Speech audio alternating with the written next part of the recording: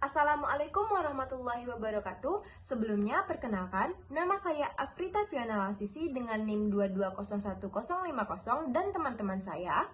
Perkenalkan, nama saya Ida Nurina dengan NIM 2201051. Perkenalkan, nama saya Livon Hasanah dengan NIM 2201053. Perkenalkan, nama saya Alfia Hauraira Fahmi dengan NIM 2201052. Nah, pada kesempatan kali ini kami akan membahas sedikit tentang materi yang berjudul Kedudukan dan Fungsi Bahasa Indonesia.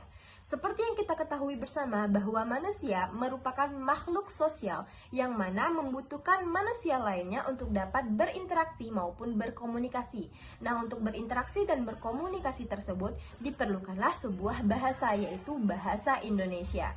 Nah, untuk bahasa Indonesia sendiri telah dirumuskan sebagai bahasa persatuan kita pada tanggal 28 Oktober tahun 1928 melalui Kongres Pemuda Indonesia. Nah, adapun tujuan dari perumusan bahasa Indonesia ini menjadi bahasa persatuan Indonesia yaitu yang pertama untuk mempermudah setiap suku dalam berkomunikasi lisan maupun tulisan, dan yang kedua yaitu meminimalisir keirian antar suku. Maksudnya apa? Seperti yang kita ketahui bersama bahwa Indonesia ini mempunyai banyak sekali suku dengan bahasanya masing-masing. Tentunya setiap suku ini memiliki bahasa yang berbeda-beda. Nah, untuk dapat meminimalisir atau menghilangkan keirian antar suku dalam berbahasa, maka diciptakanlah satu bahasa kesatuan kita yang dapat kita gunakan dalam kehidupan sehari-hari kita, yaitu bahasa Indonesia. Nah, untuk klasifikasi dari bahasa sendiri ada 3. Yang pertama ada bahasa persatuan, bahasa daerah, dan bahasa asing yang akan dijelaskan oleh teman-teman saya. Indonesia memiliki peraturan perundang-undangan yang mengatur hukum di Indonesia. Sebagai bahasa resmi negara, maka digunakan sebagai alat untuk menyelenggarakan kegiatan kenegaraan. Bahasa daerah umumnya menjadi bahasa ibu atau bahasa pertama warga Indonesia. Namun, seiring berjalannya waktu, bahasa daerah seolah tergerus oleh perkembangannya zaman. Akibatnya, banyak ditemukan orang-orang yang tidak memahami atau bahkan merasa tidak mempunyai bahasa daerah. Atau, bahasa ibu mereka bukanlah bahasa daerah, melainkan bahasa Indonesia. Sebenarnya, tidak ada yang salah tentang yang mana bahasa ibu seseorang. Apakah itu bahasa daerah, atau bahasa Indonesia, bahkan bahasa asing. Akan tetapi, hal ini dapat menyebabkan berkurangnya perhatian seseorang akan bahasa daerahnya. Faktor penyebab hal ini bisa terjadi. Yang pertama, dari keluarga atau kedua orang tua yang tidak meneruskan penggunaan bahasa daerah kepada anaknya. Ditambah lagi dengan faktor lingkungan yang tidak mendukung, sehingga hilang perhatian dan pengetahuan akan bahasa daerah. Maka dari itu, kita sebagai generasi muda harus tetap melestarikan bahasa daerah. Karena bahasa daerah tidak boleh hilang tergerus oleh perkembangannya zaman. Hal itu merupakan bukti cinta kita kepada negeri ini dan juga daerah kita masing-masing.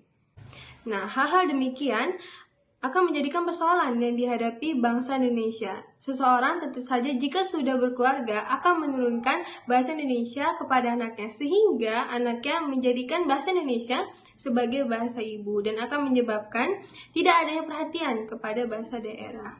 Dan dalam waktu kurun tertentu, jika kejadian ini terus-menerus, dapat dipastikan suatu bahasa daerah akan semakin sedikit penggunaannya dan jadi lama-kelamaan akan hilang ditelan zaman.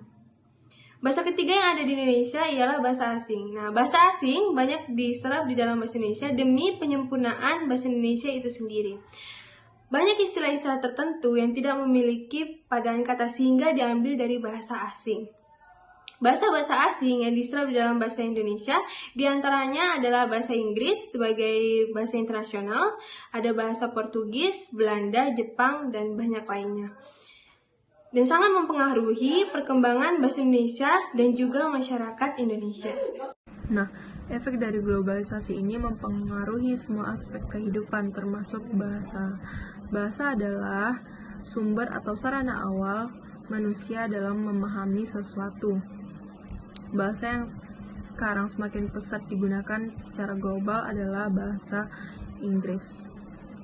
Apalagi ditambah dengan perkembangan teknologi yang menggunakan bahasa asing.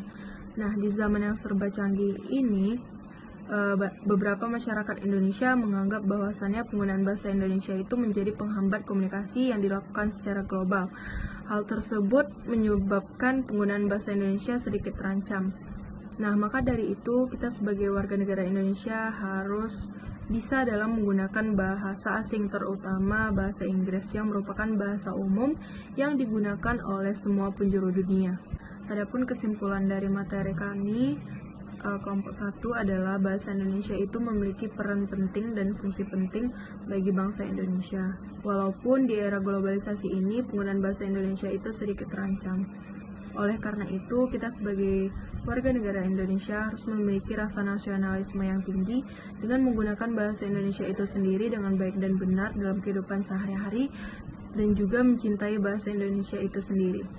Nah, itu tadi sedikit penjelasan tentang kedudukan dan fungsi bahasa Indonesia yang dapat kami sampaikan pada kesempatan kali ini. Jika ada kesalahan kami mohon maaf dan terima kasih atas perhatiannya. Assalamualaikum warahmatullahi wabarakatuh.